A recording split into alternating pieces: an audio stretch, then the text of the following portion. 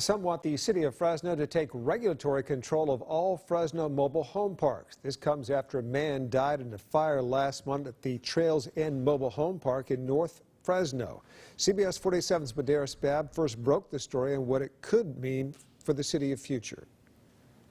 If the ordinance is approved by the city council and the state, it would go into effect within 2 to 3 months. And while city officials say this will help with safety concerns, it comes with a price tag. If we had suspended a permit, we would have followed up on it. I can assure you that if there were code enforcement violations and they were ignored, we would have taken over the property. What we would have done is very different than what took place. I uncovered this piece of paper posted on the Trails End Mobile Home Park. It could have a major impact on the city of Fresno.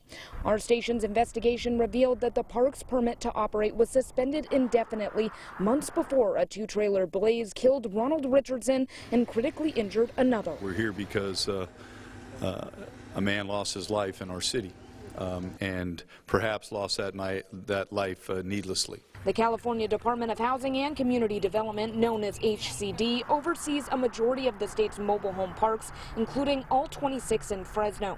An HCD spokesperson says in July of 2020, the Trails End Park's owner was ordered to fix, quote, unsanitary conditions inside of the park, but never did. In January of 2021, the permit was suspended indefinitely, but park residents say these signs were torn down and the rent bills kept coming. Councilmember Garry Bredefeld and Mayor Dyer says it's now time for the city to step in and make sure the parks are up to code. When we see something wrong, we're going to act, and we're going to be there.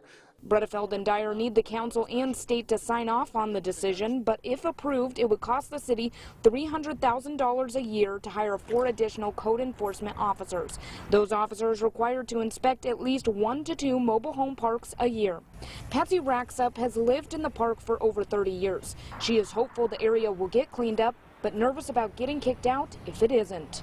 I hope they can, because none of us has any place to go. We're going to be like on the streets, like all the homeless, because most of us are low income and we can't afford to go anywhere else.